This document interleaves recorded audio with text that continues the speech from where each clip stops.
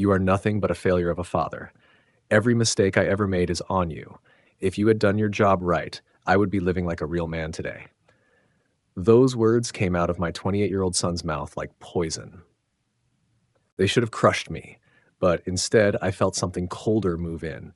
It was not rage, not sadness, just a heavy numbness that made every sound and every detail in that hallway razor sharp. "I am sorry," I said quietly, my voice low, and I turned my back to him.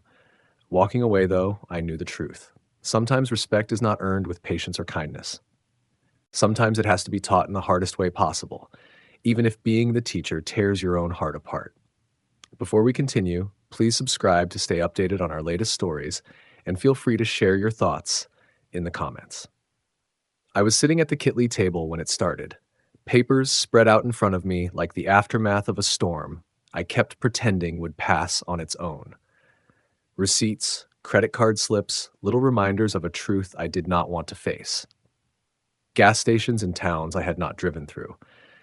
Restaurant tabs for dinners I never ate.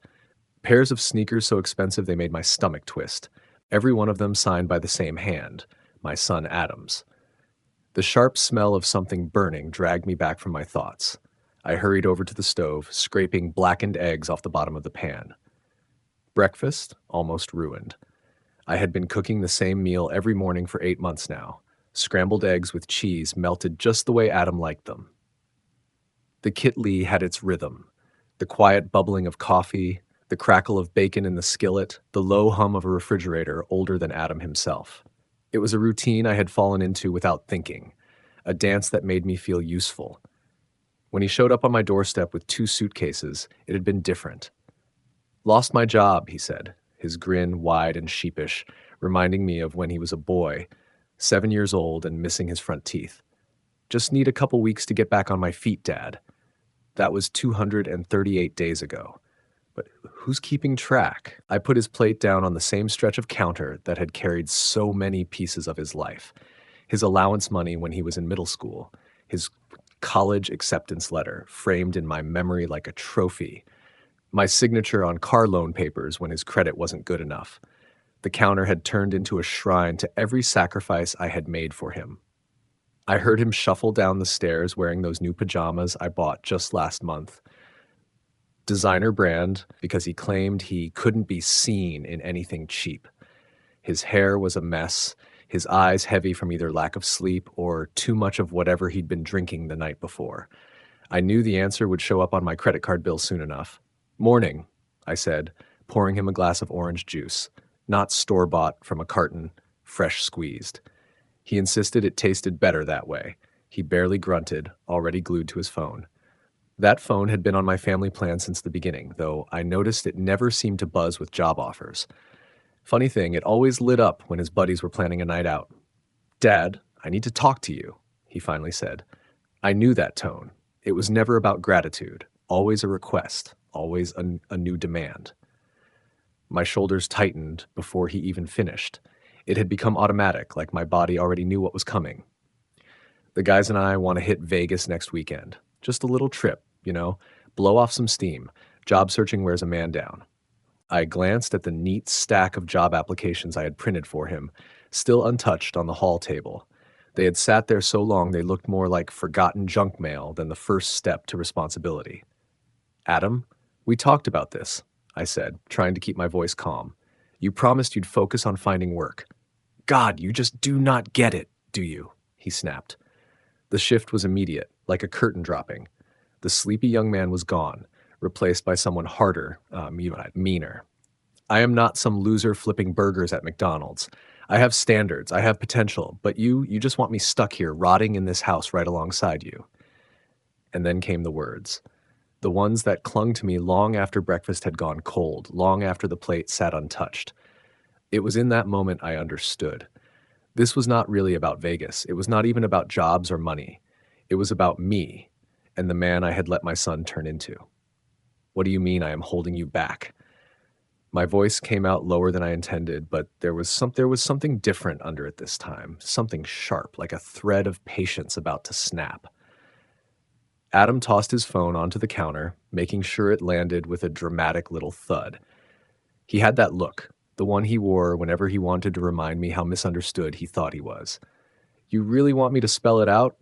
Fine, look at this place. His hand swept across the Kitlee, the same Kitlee I had renovated 3 years earlier, granite counters, stainless steel appliances, everything still gleaming like new. This, he said, this is your finish line. A small, boring life in the suburbs, but me, I am supposed to be bigger than all this. That word, boring, mediocre, cut deeper than he knew. It stayed there in the air, bitter and heavy. I worked 60 hours a week to pay for this so-called boring house, I said, steady but tight. I pulled double shifts so you could go to that expensive college you wanted so badly. Oh, here we go. He rolled his eyes, an old move I had seen since his teenage years, perfected like a skill. The martyr routine. I gave up everything for you, Adam. Guess what? Maybe I never asked you to. His words pulled memories I had tried to bury. The second mortgage I signed to cover tuition, the trips I canceled so bills could be paid, the old beater car I drove while he cruised in a newer Honda. $180,000 over 4 years. And yet on the day he graduated, I had been the proudest man alive, thinking it was all worth it.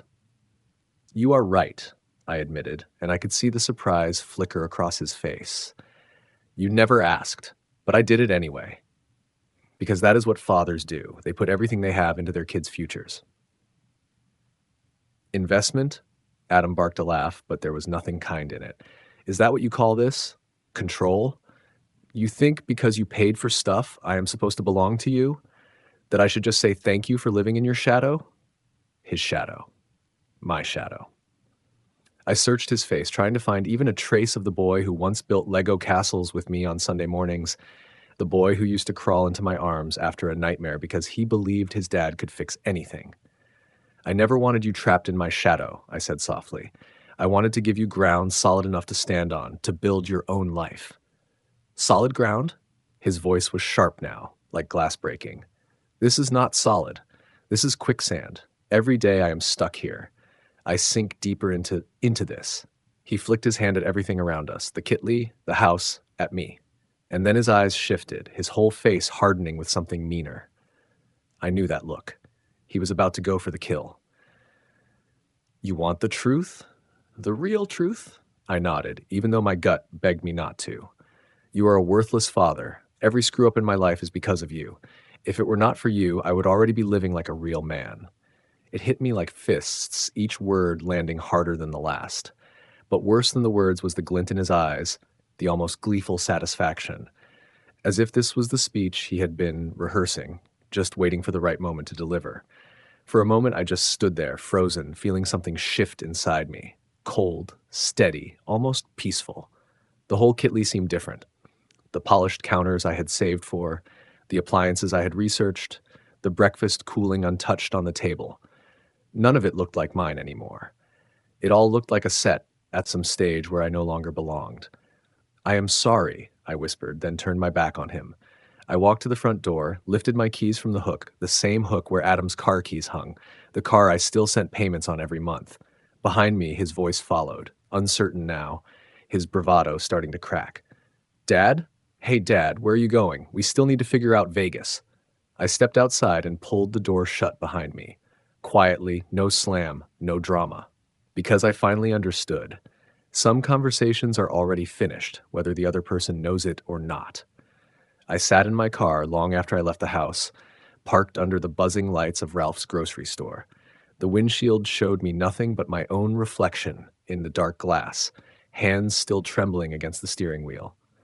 I must have looked like a man waiting for a verdict. Maybe I was. That parking lot became my hiding spot, a place where I could finally let the masks slip, where Adam's eyes could not follow me, where I did not have to pretend that everything was fine. Worthless father. The words would not leave me. They sat heavy in my chest, beating in time with my heart. I kept running it back, over and over, like maybe I had misheard him, maybe I had twisted the meaning in my head. But then I remembered his grin, the cruel little curl of satisfaction when he said it, and I knew there was no mistake. He meant it. Every damn word. I needed coffee, something hot, bitter, strong enough to burn that humiliation right out of me. Inside the store, I moved down the aisles in a daze, drifting past stacks of apples and bananas under sickly fluorescent lights. Everything looked wrong, too bright and too fake, like I was walking through a stage set instead of a real grocery store. That is when I heard it. A sound that used to follow me into my sleep when Adam was small. I want the robot. I want it now. A boy, 6 years old at most, was throwing a full-blown tantrum in the toy aisle. He hit the floor, flailing and kicking like his whole world had collapsed. His father just stood there, steady as stone, while the storm raged. "I know you want it, buddy," the man said, calm as can be. "But we came for groceries. You know the rule, no toys unless it is your birthday or Christmas." "But I need it. Please, I'll be good forever." The father didn't cave, didn't bribe, didn't offer false hope. He waited. He let the tantrum burn itself out like a fire running out of fuel. Then he reached down, took his boy's hand, and together they walked away. The child sniffled, but he followed. Just like that, it was over. I stood there, frozen, watching them disappear around the corner, and suddenly I was back in another time. Adam, at 5 years old, clutching a shiny new toy truck against his chest. "Thank you, Daddy. You are the best daddy in the whole universe." His face lit up like Christmas morning. He would hug me, kiss my cheek, brag to kids at the playground about his amazing dad who gave him everything he wanted. I had lived for that glow, for those thank yous that felt like proof I was doing something right. I kept chasing that feeling, buying him surprises for good grades, for doing chores, sometimes for no reason at all, just because it was Tuesday. Each smile was my gold medal, my confirmation that I was not my father. Because my father had been different. Military man, hard as nails. His lessons came wrapped in punishment, not gifts. "The world doesn't owe you a thing, boy," he would growl.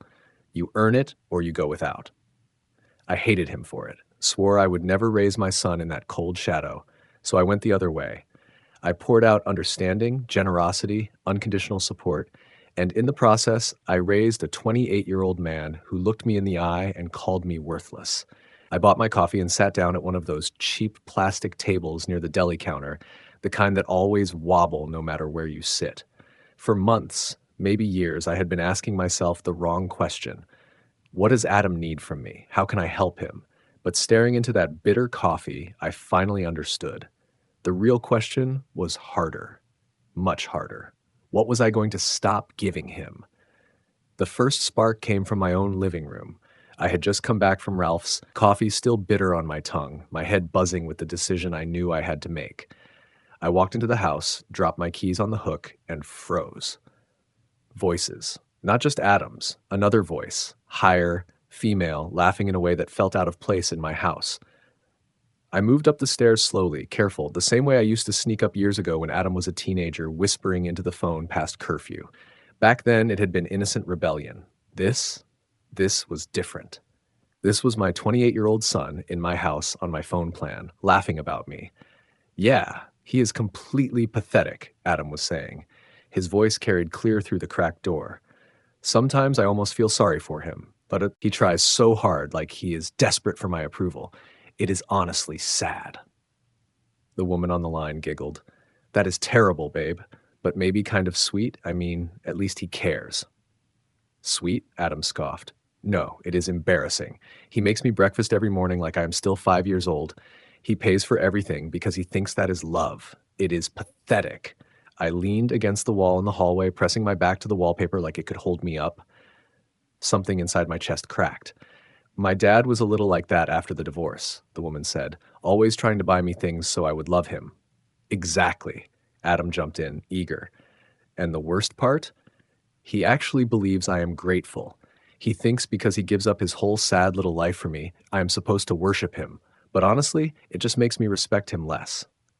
There was a pause on the line before she asked, "So, what are you going to do?" "I do not know. Keep letting him pay until I figure out my life, I guess. He wants to feel useful, right? I need the money. It works for both of us." "You were using your dad," she said, but she was laughing while she said it. "No," Adam replied quickly. "He is using me too, for purpose, for validation. What else does he have? His whole identity is being my father. If I did not need him, he would probably have nothing to live for." The cruelty in those words hit harder than I can explain. It was not just the admission of using me, I had already suspected that. It was how deliberate it all sounded. He had studied me, broken me down into pieces, and come up with a profile of a weak, pitiful man clinging to fatherhood as his only meaning in life. And the worst part? There was truth in it. That is when I heard my own voice, steady and clear, cutting through the air. Well, this is enlightening. Adam whipped around, his face drained of color, his phone slipping from his hand onto the carpet. Dad, How long were you? Long enough. I stepped inside. His room in my house filled with furniture I had bought, posters I had hung up years ago when I thought they would make him happy. Do not hang up on your friend. She might want to hear this too. Dad, please, I was just telling her the truth about your pathetic, desperate father, about how you bleed him dry while pretending he is a burden, about how you think his only reason to live is being your safety net. Adam opened and closed his mouth, searching for excuses, but none came. Here is the thing, Adam, I said, picking up his phone from the floor. The call was still live. She is right about one thing. I was using you too. For meaning, for validation, for purpose. I pressed the red button and ended the call. Then I set the phone down on his dresser, slow and deliberate, but not anymore. I looked him straight in the eye. You want to know what I am like when I stop being pathetic? The flicker of fear in his expression told me. For the first time in a long time, he was finally listening. The fear in Adam's eyes did not last. By morning, it was gone, replaced with something slicker, something I knew too well. He had slept on it, regrouped, and now he came back with his favorite trick, emotional manipulation disguised as righteous outrage. Dad, we need to talk. He cornered me in the kitli like a prosecutor about to deliver closing arguments. His voice carried that heavy note of wounded dignity, carefully measured. He even gave his shoulders a slight slump, made himself look smaller, vulnerable. The performance was polished. I had seen it 100 times before. I just had never admitted it to myself. I spread butter across a slice of toast, slow and steady, letting the silence stretch. The quiet seemed to make him itch. His fingers tapped against the countertop, the same nervous rhythm he had when he was 10 years old and waiting to be scolded. Back then, it made me soften, made me want to reassure him. Now I saw it for what it was. Strategy. What you did yesterday, he began, voice trembling just enough to seem sincere. Listening to my private conversation, that was a huge violation of my privacy. Privacy? I repeated. My tone was flat, almost bored. The way he flinched told me he heard the difference. Yes, privacy. I am an adult. You cannot just eavesdrop on me like I am some kind of criminal. His words were measured, calm, the reasonable act. It was the same tone that used to make me feel guilty for setting rules. He leaned in a little, trying to take back ground he had lost the night before. I know you are upset about what you heard, but you misunderstood. It was out of context. A cold sort of amusement twisted in my gut. Context. Please, explain the context where calling your father pathetic and bragging about using him for money sounds reasonable. Color rose in his cheeks, not embarrassment but anger at being cornered. The mask slipped. I was venting, okay? Everyone vents about their parents. It doesn't mean anything. You are twisting it, being manipulative. The irony of that almost made me laugh. Me, manipulative. Maybe he believed it. Maybe he needed to. Either way, I felt lighter, like I had finally seen the trick behind the magic show. You know what, Adam? You are right. I have been manipulative. I kept manipulating myself into thinking giving you everything was helping you. That ends now. What's that supposed to mean? There it was, the first real crack, his voice breaking under the weight of actual fear. I pulled my phone from my pocket and turned the screen toward him. It means I found some nice studio apartments downtown. Rent is pretty affordable, perfect for a man with your standards. The color drained out of his face. His hand twitched like he wanted to snatch the phone away. You are kicking me out? I'm giving you exactly what you asked for, independence, the chance to live like a real man. His mouth opened. Panic came rushing in like water through a crack in a dam. Dad, you cannot be serious. How am I supposed to pay rent? I don't even have a job yet. Sounds like your problem, not mine. He stared at me as if I had slapped him. His jaw worked, but no sound came. For once in his life, my son was speechless. This is crazy, he managed finally. You are losing it. I'll tell Mom. She will stop you. Your mother, I repeated. Then I scrolled my contacts, pressed a name I had not called in months. Julia's voice came through on the third ring. Hey, Julia, it's me. Adam wants to talk to you about his living situation. I held the phone out toward him, watched the panic climb higher in his face. Go ahead. Tell her all about your pathetic father. He did not take the phone. Something had shifted in his eyes. The usual tricks were gone. He was looking at me like he did not recognize me. I set the phone down on the counter. Keep it. You will need it to call landlords. Maybe that girlfriend of yours from yesterday, too. Something tells me you're going to need a couch to crash on. I grabbed my keys from the hook by the door. Where are you going? He called, voice tight. To see a lawyer, I said. Turns out there are legal ways to help adult children who refuse to help themselves. The drive downtown felt unlike any drive I had taken in years. My hands were steady on the wheel, my breath even. For once, I was not racing to solve someone else's mess or second-guessing every word I had spoken. I was not rushing out of guilt. I was moving with purpose, towards something I wanted, not something I owed. Adam's voice still echoed in my head, the words from that overheard conversation circling like vultures. He thinks because he sacrifices his whole sad little life for me, I should worship him. The first time I'd heard them, they cut deep. Now they lit a different kind of fire in me. Cold, sharp, productive. He had asked to see what I was like when I stopped being pathetic. Well, today was his chance. Thomas Lee's office sat high in a downtown tower, all glass and granite, polished to a shine. The receptionist greeted me kindly, offering real coffee, not the instant sludge I had been brewing at home while stretching my budget to cover Adam's whims. Mr. Lee will see you now, she said, and led me past a hallway lined with framed degrees.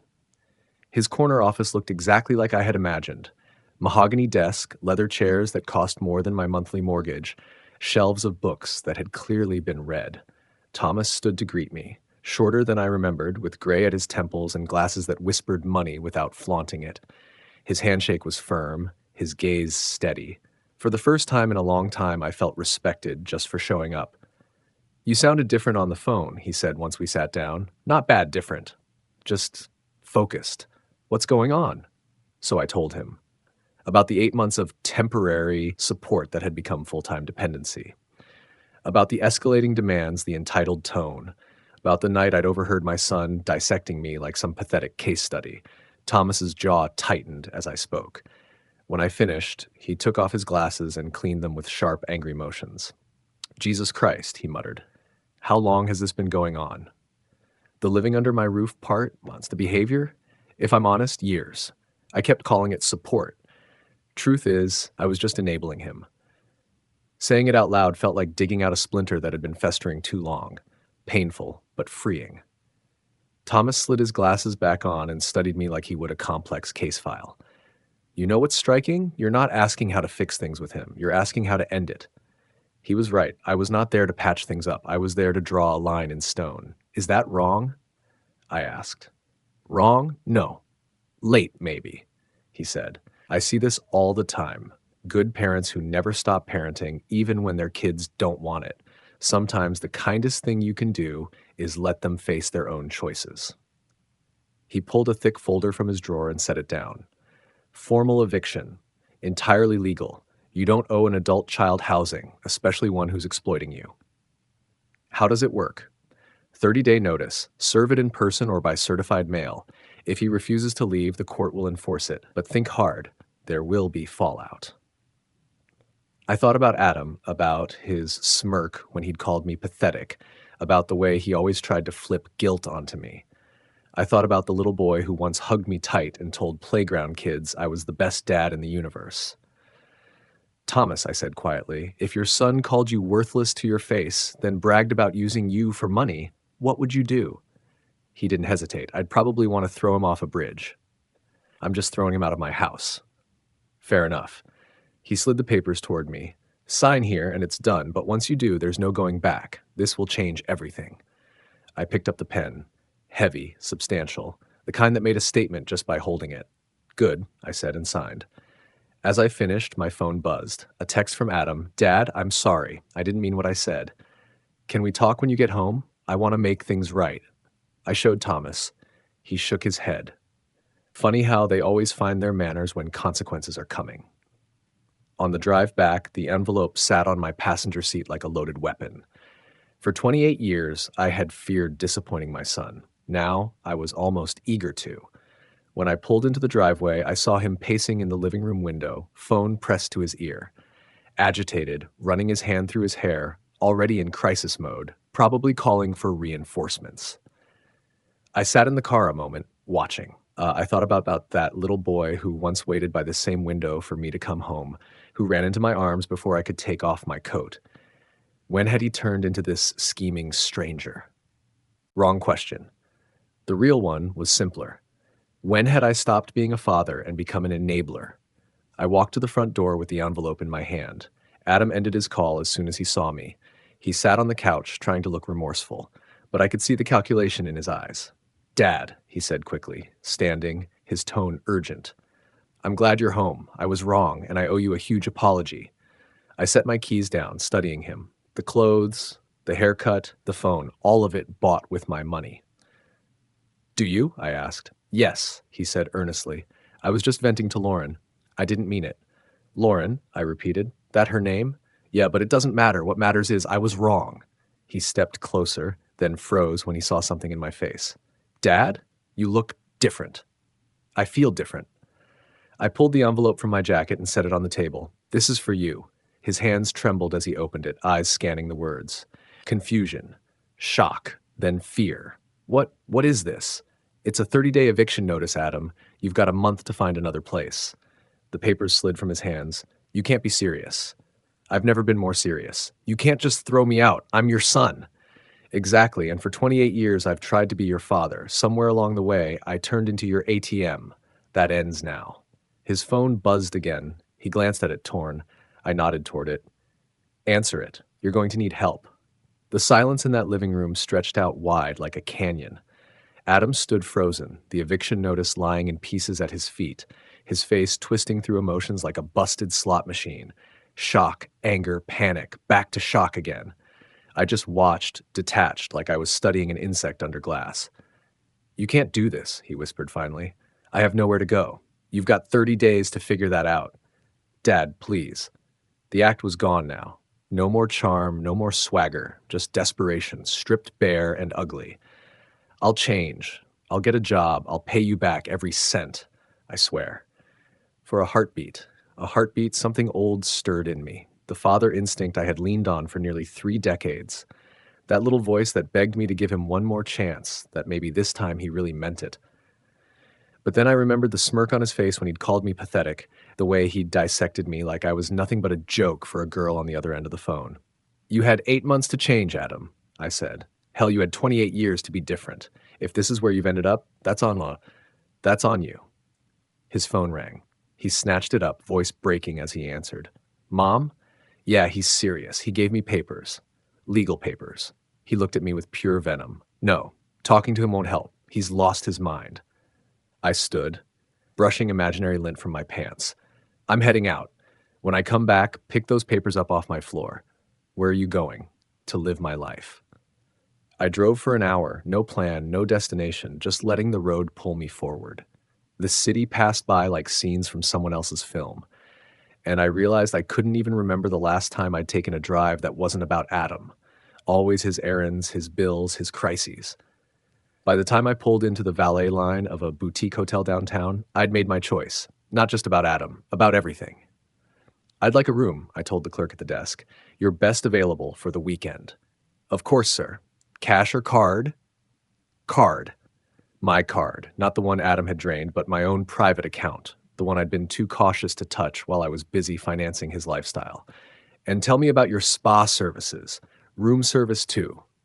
Anything that reminds a man what it feels like to enjoy his own money." The room had Egyptian cotton sheets, a marble bathroom, a view of the skyline from the 14th floor. I stood by the window, called my bank, and reported fraud. It was easier than I thought it would be.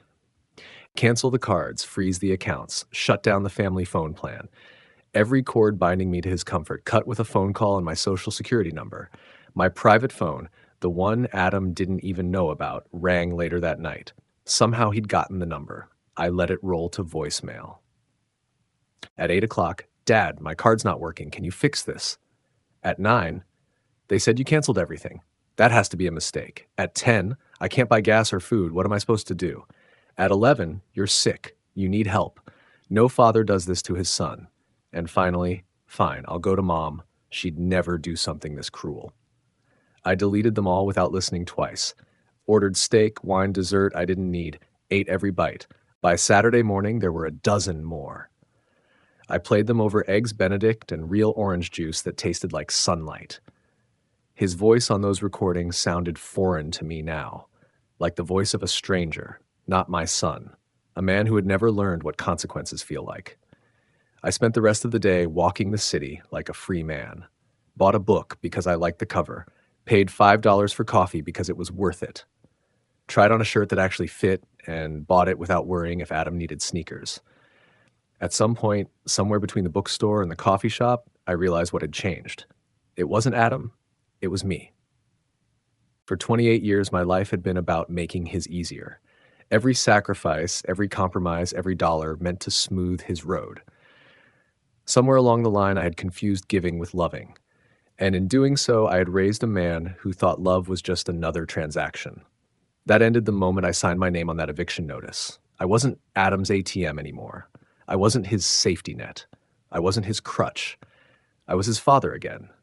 And sometimes the hardest thing a father can do, the most loving thing he can do, is finally say enough.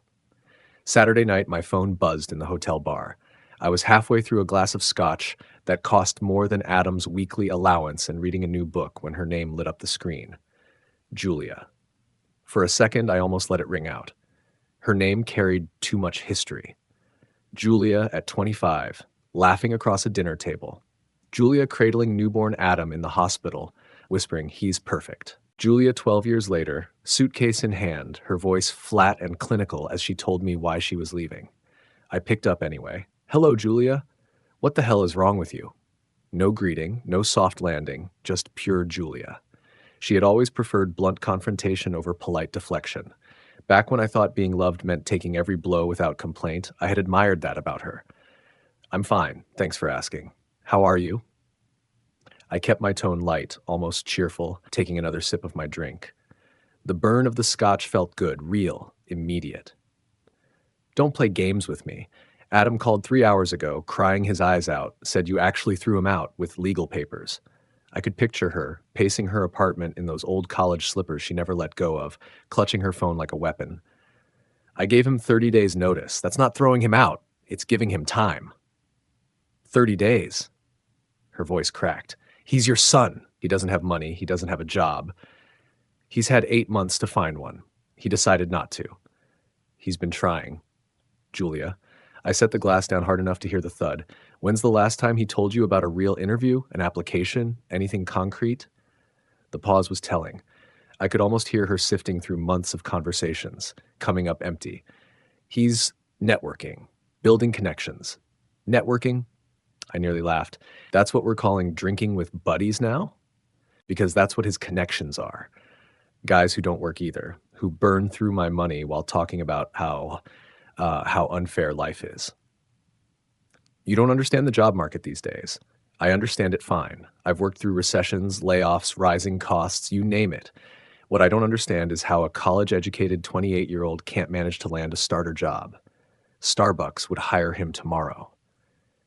He has a degree. He shouldn't have to flip burgers." There it was, the lie we'd both sold him, that he was too special for ordinary work, that self-esteem meant skipping the hard parts. "Julia, what was your first job?" "What is that? Humor me." "I worked retail at the mall, but that was different." "How? The economy was better then. There were more bullshit." The word slipped out sharp, but I didn't take it back. "You worked retail because you needed money and weren't too proud to earn it. When did we decide Adam was above that?" She went quiet, breathing heavy, just like she used to when she knew she was losing ground. Finally, she said softly, "He told me what he said to you, about calling you worthless. He feels awful."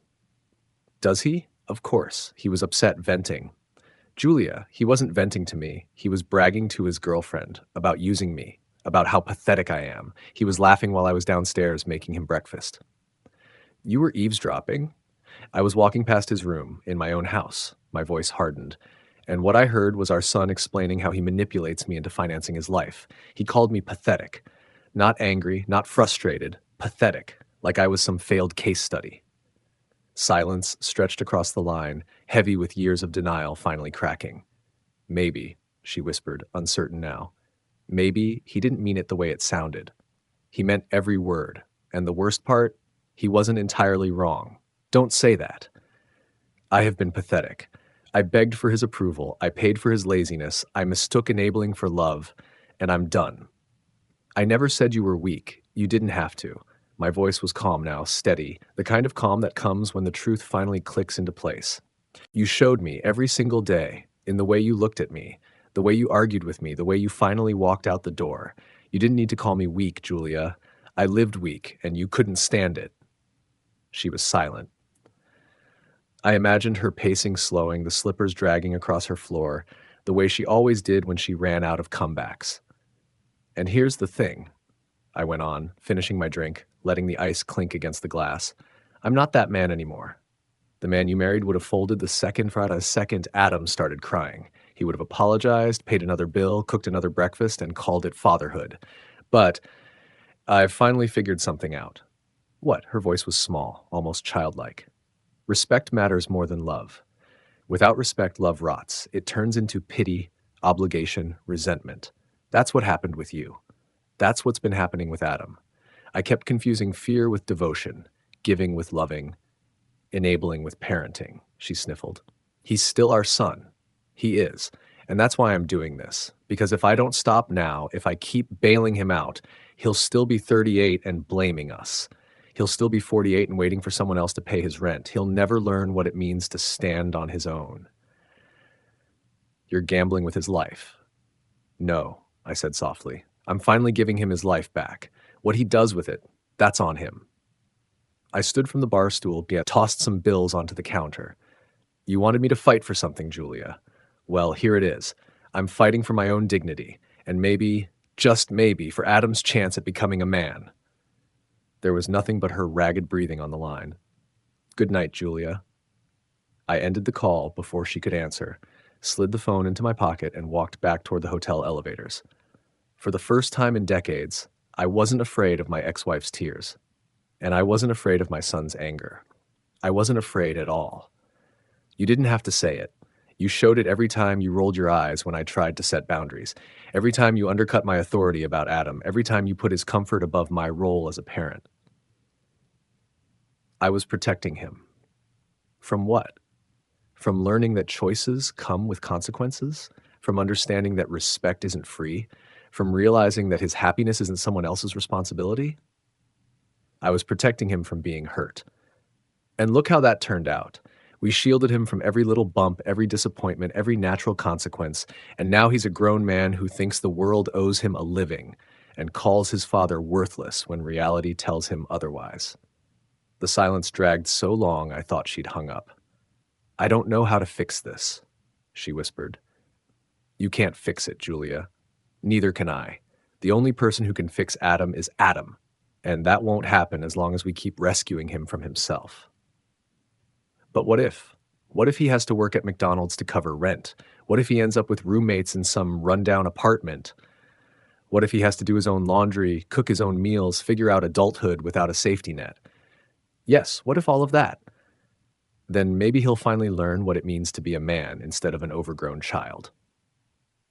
Another pause, heavier this time.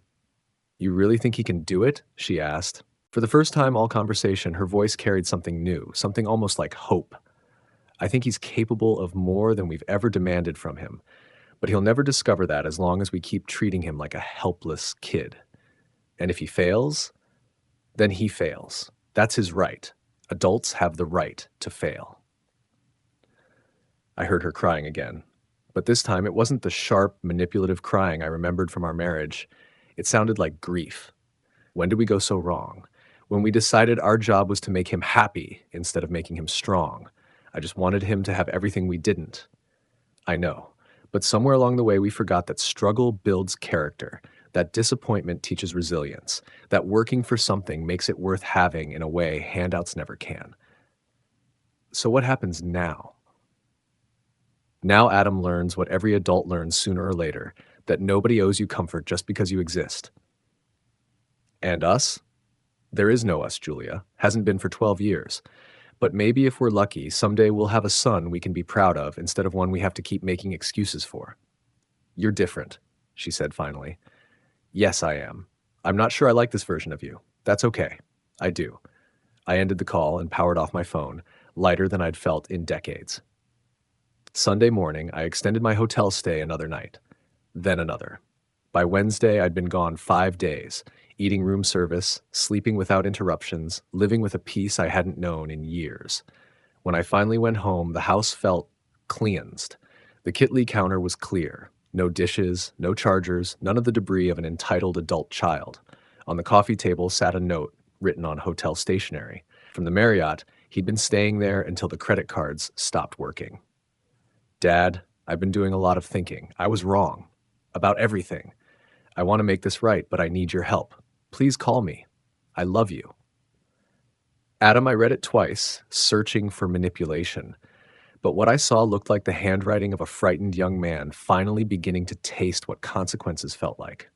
I folded the note and slipped it into my pocket. Then I opened my laptop and booked a trip to Scotland. 3 weeks in the Highlands, something I'd always wanted but never dared because there was always some emergency at home. This time, the ticket was non-refundable. Adam would have to figure things out without me. For the first time in his adult life, my son was going to learn how to live like a man. And for the first time in mine, I was going to live like one too. If you enjoyed this story, remember to like this video, subscribe to the channel, and share your thoughts in the comments. And when you're ready for the next story, just click the box on the left. Thanks for watching.